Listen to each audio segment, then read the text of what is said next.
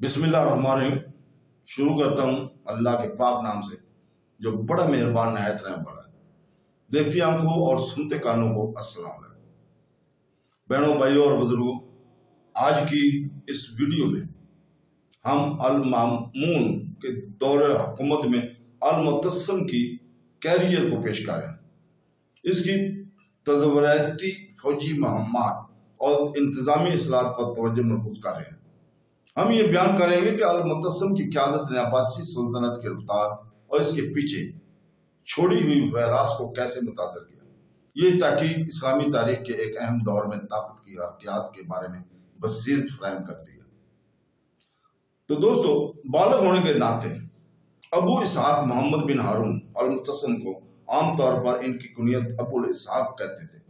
अल-तबरा ने बालग अबू इसहाक को सफ़ी रंगत स्याह दाढ़ी के साथ, जिसके बालों के सिरे सुर्ख थे और जिसका सिरा मुरब्बा और सुर्खी मैल और खूबसूरत नाखूनों के साथ बयान किया। दूसरे मुसन्निफीन ने इसकी जिस्मानी ताकत और जिस्मानी सरगर्मी के लिए इसकी मोहब्बत पर जोर दिया है। एक किस्सा याद करता है कि किस तरह मरूमियन माहौल के दौरान वो खच्चर पर सवार फौज से आगे निकला और दरिया के इस पार एक फोर्ट तलाश किया, जिसके बिल्कुल बरअक्स और जानशीन बात के मुसन्निफीन लिखते हैं कि वो तकरीबन नाख्वांदा था। लेकिन जैसा कि मौरख कनेडी ने तबसरा किया, ये एक अब्बासी शहजादे के लिए सबसे ज्यादा नामुमकिन होता और गालिबन इसकी इल्मी सरगर्मियों में अदम दिलचस्पी को ज़ाहिर करता है। तो दोस्तों, हारून के छोटे बेटों में से एक होने के नाते अबू इसहाक इब्तदाई तौर पर बहुत कम नताइज का हामिल था और जानशीनी के सब में शामिल नहीं था। 809 में हारून की मौत के फौरन बाद इसके बड़े सुतीले भाइयों अल-अमीन और अल-मामून के दरमियान एक शैतानी खाना जंगी शुरू हो गई। अल-अमीन की बगदाद में रवायती अब्बासी शराफिया अबनाल-दौला की पुश्तपनाही हासिल थी, जबकि अल-मामून को अबना के दिगर तबकात की हमायत हासिल थी। अल-मामून 813 में एक तवील मुआसरे और अल-अमीन की मौत के बाद बगदाद के हथियार डालने के साथ फतह याब हुआ। इस्लामी दुनिया के शुमाल मशरकी इलाके खरासान में अपने मजबूत गढ़ में रहने का इंतखाब करते हुए अल-मामून ने अपने लेफ्टिनेंट्स को इराक में अपनी जगह हुकूमत करने की इजाजत दी। इसके नतीजे में बगदाद में अब्बासी शराफिया और अमूमन खिलाफत के मगरबी इलाकों में अल-मामून और इसके फारसी लेफ्टिनेंट के खिलाफ नफरत की लहर पैदा हुई, जिसका नतीजा हारून रशीद के छोटे भाई इब्राहिम के नामजदगी पर मतंज हुआ। 817 में बगदाद में खलीफा के खिलाफ अवामी रद्द-ए-अमल के सामने झुकते हुए इसने अपने करीबी लेफ्टिनेंट्स को हर तरफ फांसी दे दी गई और रियासत की तामीर नौ का मुश्किल काम शुरू करने के लिए 819 में जाती तौर पर बगदाद वापस आ गया। तमाम तनाज़ात और इसके नतीजे में अबू इसहाक बगदाद में ही रहे। अल-तबरा ने लिखा है कि अबू इसहाक ने 816 में हज की क़यादत की। इसके साथ बहुत से फौजी और अहलकार भी थे, जिनमें हमविया इब्ने अली इब्ने ईसा इब्ने मयान भी थे, जो अभी यमन की गवर्नरी और पर तैनात हुए थे और वो वहां जा रहे थे। मक्का में क़याम के दौरान इसकी फौज ने अलीद के हामी रहनुमा को शिकस्त दी और गिरफ्तार कर लिया, जिसने हज्जाज के काफिलों पर हमला किया था। इसने अगले साल भी हज की क़यादत की, लेकिन कोई तफसीलात मालूम नहीं है।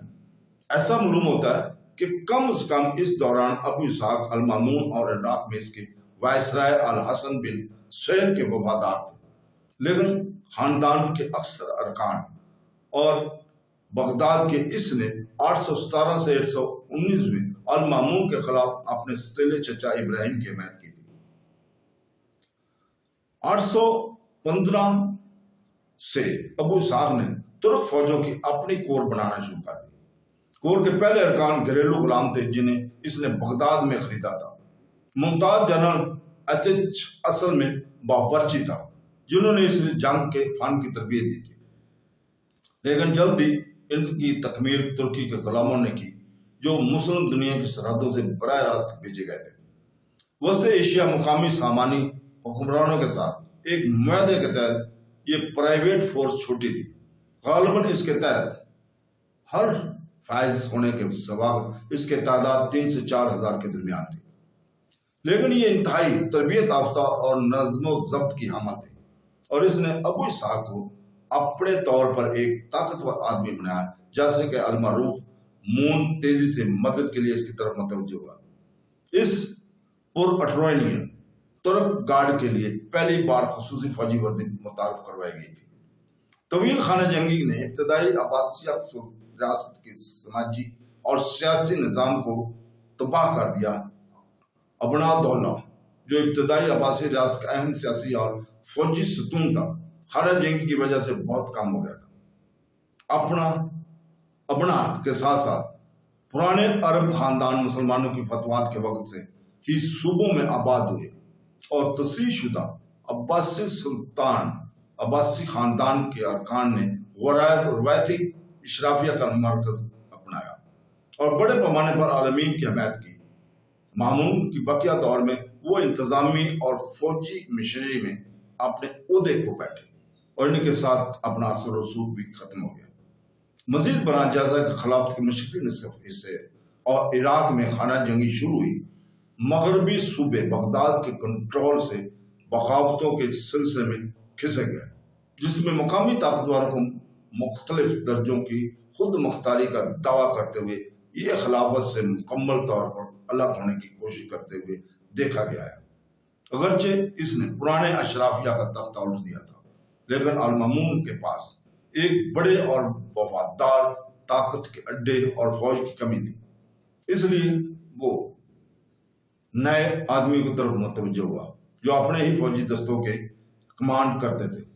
ان میں طاہری شامل تھے، جن کی قیادت عبداللہ ابن طاہر اور ان کے بھائی ابو اسحاق کر رہے تھے۔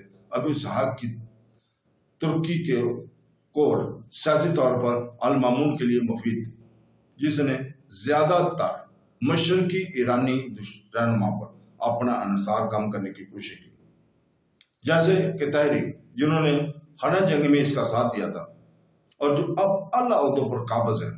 نئی حکومت ان کے اثر و رسوخ کا مقابلہ کرنے کی کوشش میں المامون کے اپنے بھائی اور اپنے ترک دستوں کو باضابطہ پہچان دی۔ اسی وجہ سے اس نے مشرقی عراق اور شام کا علاقہ کے عرب قبائل کو اپنے بیٹے العباس کے ساتھ میں دے دیا تھا۔ ترک غلام سپاہیوں کی نوعیت اور شناخت، جیسا کہ انہیں عام طور پر بیان کیا جاتا ہے، کہ ایک متنازع موضوع ہے۔ نسلی لیبل اور اس کے اراکین کی غلامی کی حیثیت دونوں متنازع ہیں۔ اگرچہ دستوں کا بڑا حصہ واضح طور پر غلامی کی اصل کا تھا، یا تو جنگ میں پکڑا گیا یا غلاموں کے طور پر خریدا گیا۔ عربی تاریخی ماخذ میں انہیں کبھی غلام، مملوک یا عبد نہیں کہا جاتا، بلکہ موالی، گاگ یا صفات، جس کا مطلب غلام ہے، کہا جاتا ہے۔ یہ ہے کہ ان کا چھوڑ دیا گیا تھا۔ اس نظریے کو اس حقیقت کی تقویت ملتی ہے کہ انہیں نقد تنخواہ دی جاتی تھی۔ اگرچہ کور کے ارکان کو اجتماعی طور پر صرف ترک کہا جاتا ہے، ترک ذرائع کے مطابق ابتدائی اہم ارکان نہ تو ترک تھے اور نہ ہی غلام، بلکہ وسط ایشیا سے تعلق رکھنے والے ایرانی جاگیردار شہزادے جیسے البشین اروشیانہ کے شہزادے، جن کی پیروی کی گئی۔ پرسنل فارسی چاکر، عربی کریا۔ اس طرح ترکی گارڈ ایکشن کی تکمیل کے پیچھے محرکات واضح نہیں ہیں، جیسا کہ ابو اسحاق کو اس مقصد کے لیے مالی وسائل دستیاب ہیں، خاص طور پر اس کی چھوٹی عمر کے پیش نظر۔ ترکوں کا ابو اسحاق کے ساتھ گہرا تعلق تھا، اور اسے عام طور پر ایک نجی فوجی دستے سے تعبیر کیا جاتا ہے، جو اس وقت کی اسلامی دنیا میں کوئی غیر معمولی بات نہیں تھی۔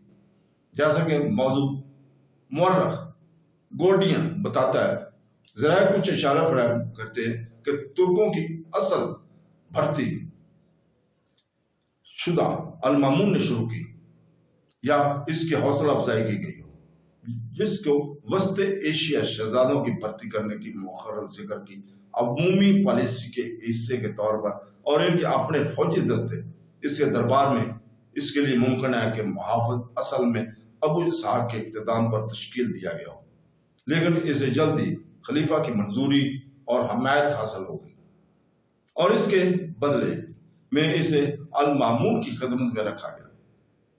تو دوستو، بہنوں، بھائیوں، بزرگوں، کل ہم المامون کے دور میں ابو اسحاق کی خدمات کیا تھی اور کیسے تھی، اس کو بیان کریں گے۔